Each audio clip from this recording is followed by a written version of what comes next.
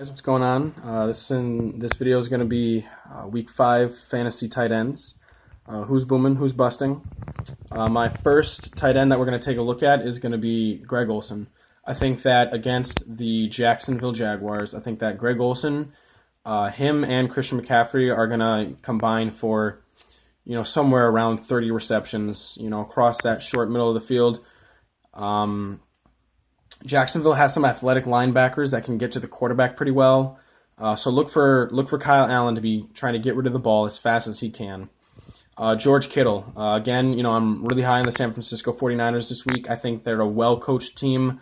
I think they're young, but well-coached nonetheless. With the slow progression that George Kittle has had so far this season, look for him to, potentially have a big game against the Cleveland Browns. I think that Cleveland can get a pretty solid pass rush against Jimmy Garoppolo, so I think he's going to be getting rid of the ball really quickly.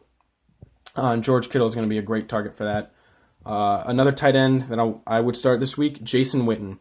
I think that against Green Bay, Jason Witten and Ezekiel Elliott are going to combine for about half the offense. I know that Jason Witten had a really underwhelming performance against New Orleans, but not a lot of tight ends have good performances against New Orleans. So I would definitely start Jason Witten, and that leads me into my next tight end for this week, O.J. Howard. I would start O.J. Howard against New Orleans for the simple fact that he's a dominant, big-bodied guy that has really been taking strides, especially in this new Bruce Arians offense. Look for him to be a volume target this week.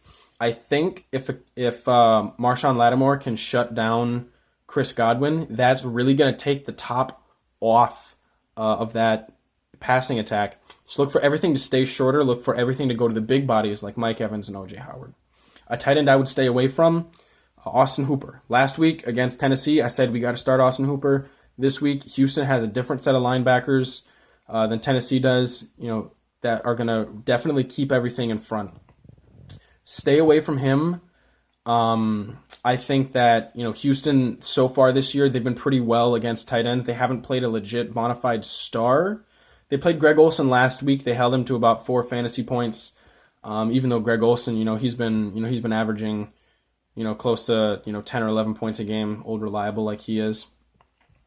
Vance McDonald, I don't know what's going on with him in his injury, but if he's introduced back into the lineup, I would avoid starting him against Baltimore. I think that Baltimore is going to be presenting a lot of different linebacker coverages that teams early in the season, like the Seattle Seahawks and the San Francisco 49ers presented, that really kept Vance McDonald from going off like we thought he would at the end of last season. And Jimmy Graham. Jimmy Graham for the Green Bay Packers is a really confusing case because he's more name than he is production.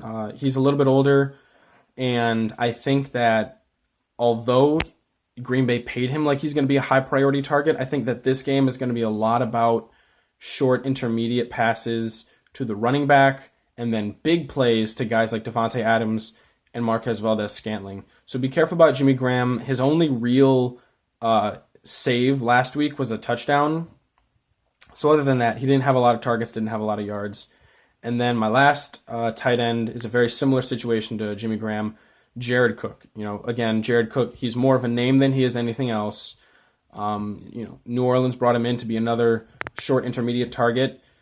But because of that, New Orleans doesn't have a real deep threat, which is really hurting Teddy Bridgewater, who's not a good deep threat, quarterback. So even though Ted Ginn is there, he's fast, he's not a real star at that position. So look for Tampa Bay's defense to be compressed. A lot of passes are going to go to Mike Evans. Mike Evans, although he is a high percentage catch guy, I don't know if he can keep that up. Same thing with Jared Cook. Jared Cook has pretty sure hands, but I think that with the compressed defense that Tampa Bay is going to present, I don't think he'll be able to sustain any sort of production that he's been having, which has been close to like 7 or 8 points per game.